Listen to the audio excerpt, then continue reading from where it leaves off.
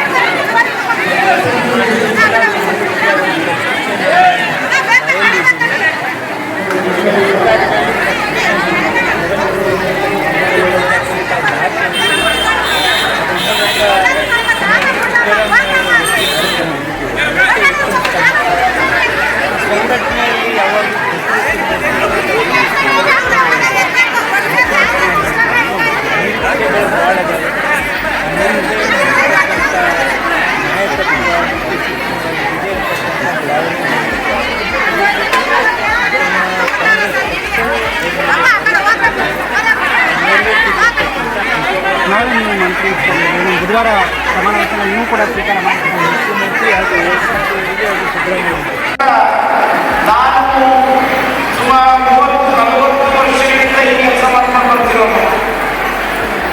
40 ವರ್ಷದಿಂದ ಈ ಅಂಬೇಡ್ಕರ್ ಜಯಂತಿ ಭಾಷಣಕಾರ ನಾನು. ಹಾಗಾಗಿ ನನ್ನ ಮುಂದೆ ಬೆಳೆದವರೆಲ್ಲ ಈ ವಯಸ್ಸಾದವರಾಗ್ತಿದ್ದಾರೆ, ನಮ್ಮ ಜೊತೆ ಬೆಳೆದವರಲ್ಲ. ಅದು ಸಹಜವಾದದ್ದು. ಆದರೆ ಇವತ್ತು 40-50 ವರ್ಷಗಳಿಂದ ಏನು ಕೆಲಸ ಮಾಡ್ತಾ ಇದ್ದೀವಿ, ಅದನ್ನ ನಮ್ಮ ಮುಂದಿನ ಪ್ರತಿಮಾನಗಳು ಅದೇ ಕೆಲಸ ಮಾಡ್ತಾವೆ. ಏನು ಹೋರಾಟ ಮಾಡತಕ್ಕಂಥದ್ದು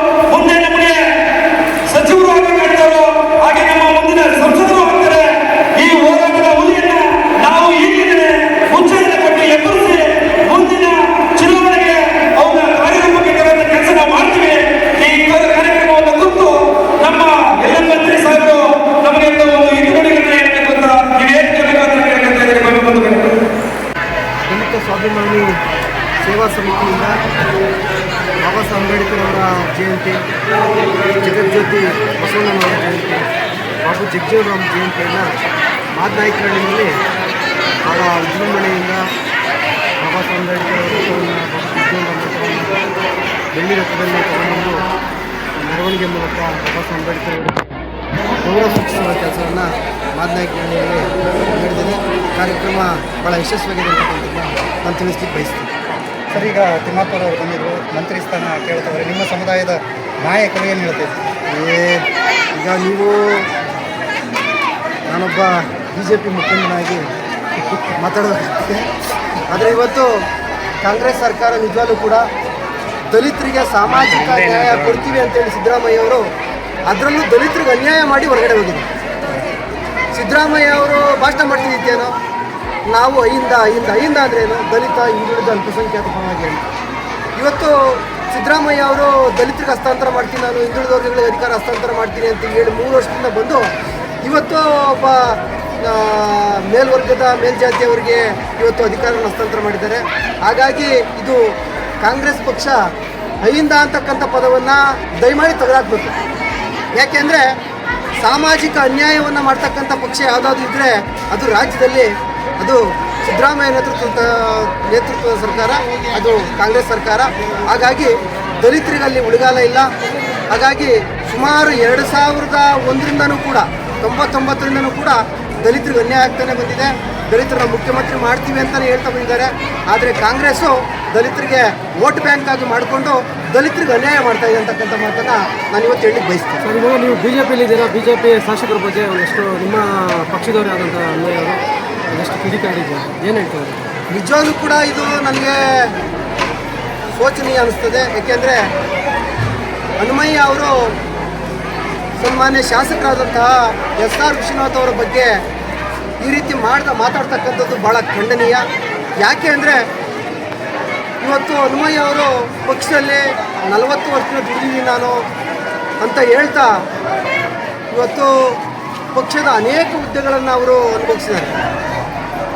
ಇವತ್ತು ಭಾಳ ಅನುಭವಿ ಅಂತ ಹೇಳ್ತಕ್ಕಂಥ ಮಾತನ್ನು ಹೇಳ್ಕೊಂಡು ಇವತ್ತು ಕ್ಷೇತ್ರದಲ್ಲಿ ಇವತ್ತು ಏನು ಸಾಧನೆ ಮಾಡಿಕೊಟ್ಟಿದ್ದಾರೆ ನನಗಂತೂ ಗೊತ್ತಾಗ್ತಾ ಇಲ್ಲ. ಯಾಕೆಂದರೆ ಸನ್ಮಾನ್ಯ ಶಾಸಕರಂಥ SR ವಿಶ್ವನಾಥ್ ಅವರು 40 ವರ್ಷಗಳ ಕಾಲ ಸೈಕಲನ್ನು ತುಳಿದು ಕಾಲ್ನಡಿಗೆ ಜಾಥಾ ಮಾಡಿ ಈ ಕ್ಷೇತ್ರದಲ್ಲಿ ಕಾಂಗ್ರೆಸ್ ಸರ್ಕಾರ ಇತ್ತು. 40 ವರ್ಷ ಕಾಂಗ್ರೆಸ್ ಸರ್ಕಾರ ಇತ್ತು.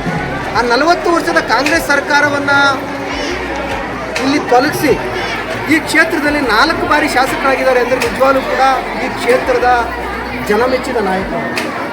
ಆದರೆ ಇವತ್ತು ಒಂದಷ್ಟು ಪಕ್ಷದ ವಿರೋಧಿ ಚಟುವಟಿಕೆಗಳನ್ನ ಮಾಡ್ತಕ್ಕಂಥದ್ದು ನಾನು ಖಂಡಿಸ್ತೇನೆ. ಆದರೆ ಹನುಮಯ್ಯ ಅವರು ಇಲ್ಲಿ ಏನು ಸಾಧನೆ ಮಾಡೋಕೆ ಹೊರಟಿದ್ದಾರೆ ನನಗಂತೂ ಗೊತ್ತಿಲ್ಲ. ಯಾಕೆ ಅಂದರೆ ಇವತ್ತು ನಮ್ಮೆಲ್ಲ ಹೋರಾಟ ಹೇಗಿದೆ ಅಂದರೆ ಇವತ್ತು ಭಾರತೀಯ ಜನತಾ ಪಾರ್ಟಿ ಹೋರಾಟ ಈ ಅನಿಷ್ಟ ಸರ್ಕಾರವನ್ನು, ಕಾಂಗ್ರೆಸ್ ಸರ್ಕಾರವನ್ನು ರಾಜ್ಯದಲ್ಲಿ ತೊಲಗಿಸಿ ಭಾರತೀಯ ಜನತಾ ಪಾರ್ಟಿಯನ್ನು ತರಬೇಕು ಅಂತಕ್ಕಂಥದ್ದು ಇಡೀ ರಾಜ್ಯದಲ್ಲಿ ಎಲ್ಲ ಕಾರ್ಯಕರ್ತರು ಒಕ್ಕೂಟದಿಂದ ರಾಜ್ಯ ಕಾರ್ಯಕರ್ತರಿಂದ ಹಿಡಿದು ರಾಜ್ಯಾಧ್ಯಕ್ಷರವರೆಗೆ ಹೋರಾಟ ಮಾಡ್ತಾರೆ. ಇಂಥ ಸಂದರ್ಭದಲ್ಲಿ ಈ ಕ್ಷೇತ್ರದಲ್ಲಿ ಇವತ್ತು ಭಾರತೀಯ ಜನತಾ ಪಾರ್ಟಿಯನ್ನು ಈ ಕ್ಷೇತ್ರದ ಜನ 4,30,000 ಜನರಲ್ಲಿ 1,65,000 ಜನ ಈ ಕ್ಷೇತ್ರದಲ್ಲಿ SR ವಿಶ್ವನಾಥ್ ಅವ್ರನ್ನ ಆಯ್ಕೆ ಮಾಡಿದ್ದಾರೆ. ಯಾಕೆಂದರೆ ಈ ಕ್ಷೇತ್ರದ ಅಭಿವೃದ್ಧಿಯನ್ನು ನೋಡಿ ಇವತ್ತು ಹನುಮಯ್ಯ ಅವ್ರು ಮಾತಾಡ್ತಾರೆ ಏನಂತ ಅಂದರೆ ಅವ್ರು ಕಾರಾಗ ಓಡಾಡಬಾರ್ದು. ಇವತ್ತು ಸಾಮಾನ್ಯ ಕಾರ್ಯಕರ್ತ ಕಾರಾಗ ಓಡಾಡೋಲ್ಲ ಅಂದರೆ ಇನ್ಯಾರು ಓಡಾಡ್ಬೇಕಾದ್ರೆ ಇವತ್ತು ಕಾರಾಗ ಓಡಾಡ್ಬಾರ್ದು. MLA ಅವರು ನಿಜವಾಗ್ಲೂ ಕೂಡ ಭಾಳ ಸರಳ, ಸಜ್ಜನ ಮತ್ತು ಎಲ್ಲ ರೀತಿಯೂ ಬೆರೀತಾರೆ. ಅವ್ರಿಗೆ ಶ್ರೀಮಂತಿಕೆ ಅಂತಕ್ಕಂಥದ್ದು ನಾನು ನೋಡಲ್ಲ. ಅವರಲ್ಲಿ ಶ್ರೀಮಂತಿಕೆ ಅನ್ನೋದೇ ನೋಡಿಲ್ಲ. ಅವರು ಭಾಳ ಸರಳವಾಗಿ ಬದುಕ್ತಾರೆ. ಅಂಥ ವ್ಯಕ್ತಿಯನ್ನು ಇವತ್ತು ನೀವು ಕಾರ ಓಡಾಡ್ಬೋದು ಅಂದರೆ ಒಂದು ಬಸ್ಸಲ್ಲಿ ಬರ್ಬೇಕು, ಅವರು ನಡ್ಕೊಂಬರ್ಬೇಕಾ?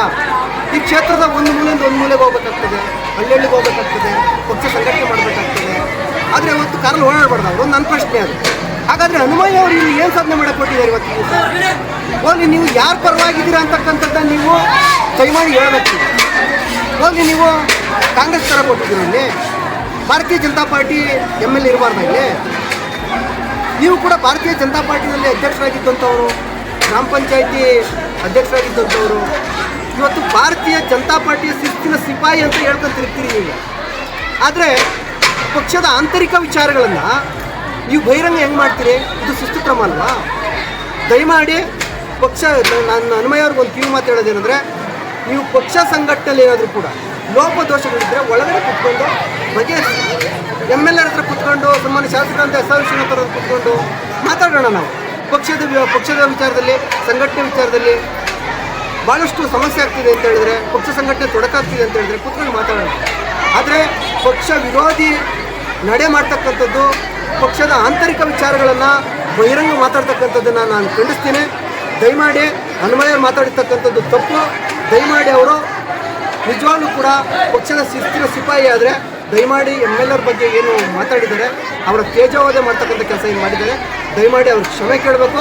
ದಯಮಾಡಿ ಪಕ್ಷ ವಿರೋಧಿ ಚಟುವಟಿಕೆಗಳನ್ನು ಯಾರೂ ಮಾಡಬಾರ್ದು ಅಂತಕ್ಕಂಥ ಮಾತನ್ನು ನಾನೊಬ್ಬ ಪಕ್ಷದ ನಿಷ್ಠಾವಂತ ಕಾರ್ಯಕರ್ತನಾಗಿ ದಯಮಾಡಿ ಹೇಳ್ತಕ್ಕಂಥದ್ದನ್ನ ನಾನು ಮನವಿಯನ್ನು ಎಲ್ಲ ಕಾರ್ಯಕರ್ತರಲ್ಲೂ ಕೂಡ ಮನವಿಯನ್ನು ಮಾಡ್ತೀನಿ. ಯಾಕೆಂದರೆ ಕೇವಲ ಇನ್ನು 2 ವರ್ಷ ಇದೆ. ಆ 2 ವರ್ಷದಲ್ಲಿ ಇವತ್ತು ಭಾರತೀಯ ಜನತಾ ಪಾರ್ಟಿಯನ್ನು ರಾಜ್ಯದಲ್ಲಿ ತರಬೇಕಾಗಿದೆ. ಆಮೇಲೆ ಈ ಕ್ಷೇತ್ರದಲ್ಲಿ ಸನ್ಮಾನ್ಯ SR ವಿಶ್ವನಾಥ್ ಅವ್ರನ್ನ ಇನ್ನೂ ಹೆಚ್ಚಿನ ಮತಗಳಿಂದ ನಾವು ಆಯ್ಕೆ ಮಾಡಬೇಕಾಗಿದೆ. ಹಾಗಾಗಿ ಮುಂದಿನ ದಿನದಲ್ಲಿ ನಾವು ಅದನ್ನು ಏನೇ ಭಿನ್ನಾಭಿಪ್ರಾಯಗಳಿದ್ರೂ ಕೂಡ ಮಾತಾಡೋಣ ಅಂತಕ್ಕಂಥ ಮಾತನ್ನು ಹೇಳಿ ಹನುಮಯ್ಯ ಅವರಿಗೆ ನಾನು ಮಾತು ಹೇಳ್ತೀನಿ. ದಯಮಾಡಿ ಇನ್ನು ಮುಂದೆ ಯಾವುದೇ ಕಾರಣಕ್ಕೂ ನೀವು ದಯಮಾಡಿ ಬಹಿರಂಗವಾಗಿ ಏನು ಹೇಳಿಕೆ ಕೊಡ್ತಕ್ಕಂಥದ್ದು ಮಾಡಬಾರ್ದು ಅಂತಕ್ಕಂಥ ಮಾತನ್ನು ಹೇಳಿ ನಾನು ಮಾತನ್ನು ಮುಗಿಸ್ತೀನಿ.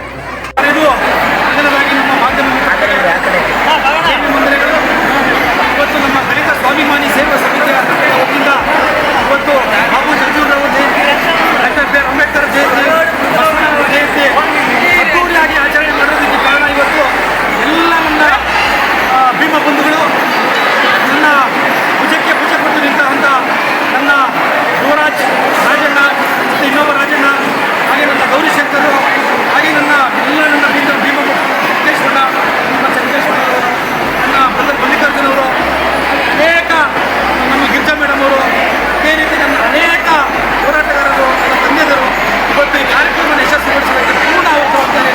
ಪ್ರತಿ ವರ್ಷವೂ ಸಹ ಪೌರ ಕಾರ್ಮಿಕರಿಗೆ ಸನ್ಮಾನ, ವಿದ್ಯಾರ್ಥಿಗಳಿಗೆ ಪ್ರತಿಭಾ ಪುರಸ್ಕಾರ, ಅದೇ ರೀತಿ 2,000 ಹೆಣ್ಣುಮಕ್ಕಳಿಗೆ ಸೀರೆ ಇವತ್ತು ಭರ್ಜರಿಯಾಗಿ ಯಶಸ್ವಿಯಾಗಿದೆ. ಅದೇ ರೀತಿ ಈ ಕಾರ್ಯಕ್ರಮನ ಕೆಡಿಸತಕ್ಕಂಥ ನೂರಾರು ಜನಗಳು ಇದನ್ನು ಹಾಳು ಮಾಡಬೇಕು ಅಂತ ಮಾಡ್ಬೋದು. ಆದರೆ ಬಾಬಾ ಸಾಹೇಬ್ ಅಂಬೇಡ್ಕರ್ ಅವರ ಆಶೀರ್ವಾದದಂತೆ ಇವತ್ತು ಕಾರ್ಯಕ್ರಮ ವಿಜೃಂಭಣೆಯಾಗಿ ನಡೆದಿದೆ. ಆ ಕಾರ್ಯಕ್ರಮವನ್ನು ಹಾಳು ಮಾಡೋದಕ್ಕೆ ಬಂದಂಥ ಎಲ್ಲ ನನ್ನ ಅಣ್ಣಂದಿರಿಗೆ ತುಂಬ ಹೃದಯದ ಅಭಿನಂದನೆಗಳು. ಇವತ್ತು ಕಾರ್ಯಕ್ರಮ ಯಶಸ್ವಿಯಾಗೋದಕ್ಕೆ ಪೊಲೀಸ್ ಇಲಾಖೆ, ಜಿಲ್ಲಾಡಳಿತ, ತಾಲೂಕು ಆಡಳಿತ, ಅದೇ ರೀತಿ ನನ್ನ ಹೆಚ್ಚಿನ ಗುರುಗಳಾದಂಥ ಎಲ್ಲ ನನ್ನ ಚೇತನವರು, ಶ್ರೀಮೂರ್ತಿನವರು, ಈ ಕಾರ್ಯಕ್ರಮಕ್ಕೆ ಆಗಮಿಸಿದಂಥ ಆರೋಗ್ಯ ತಿಮ್ಮಾಪುರ ಸಚಿವರು ಯಲ್ಲಮ್ಮಯ್ಯನವರು, ಅದೇ ರೀತಿ ಕೇಂದ್ರ ಕೃಷ್ಣಪ್ಪನವರು, ಈ ಸಂತೋಷ್ ಕುಮಾರ್ ಅವರು ಎಲ್ಲರೂ ಈ ಕಾರ್ಯಕ್ರಮಕ್ಕೆ ಬಂದು ಕಾರ್ಯಕ್ರಮ ಯಶಸ್ವಿ ಮಾಡಿದ್ದಾರೆ. ಕಾರ್ಯಕ್ರಮ ಪ್ರತಿ ವರ್ಷದಂತೆ ಕಾರ್ಯಕ್ರಮ ವಿಜೃಂಭಣೆಯಾಗಿ ನಡೆದಿದೆ. ಇಂಥ ಕಾರ್ಯಕ್ರಮಗಳಿಗೆ ನನ್ನ ಎದೆಗುಂದಿಸಬೇಕು ಅಂತ ನೋಡೋದು. ಈ ಕಾರ್ಯಕ್ರಮ ನನ್ನ ಎದೆಗುಂದಲ್ಲಿ ಕುಂದಲ್ಲ, ಇದಕ್ಕೆ ನಾನು ಜಗ್ಗಲ್ಲ, ಬಗ್ಗಲ್ಲ, ಕುಗ್ಗಲ್ಲ, ಎಂಥ ವಿಚಾರ ಆದರೂ ಹೋರಾಟಕ್ಕೆ ನಾನು ರೆಡಿಯಾಗಿದ್ದೀನಿ. ಈ ಕಾರ್ಯಕ್ರಮದ ಮುಖಾಂತರ ಬಸವಣ್ಣನವರಿಗೆ, ಬಾಬಾ ಸಾಹೇಬ್ ಅಂಬೇಡ್ಕರ್ ಅವರಿಗೆ, ತಂದೆ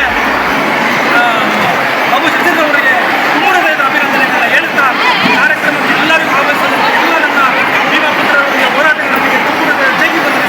ಸರ್ ಇವಾಗ ಆಚರಣೆ ಮಾಡ್ತಿದ್ದೀರಾ, ವರ್ಷ ಆಚರಣೆ ಮಾಡ್ತೀರಾ, ಅದೇನು ಗುಟ್ಟು ಸರ್? ಇದು ಗುಟ್ಟೇನಿಲ್ಲ.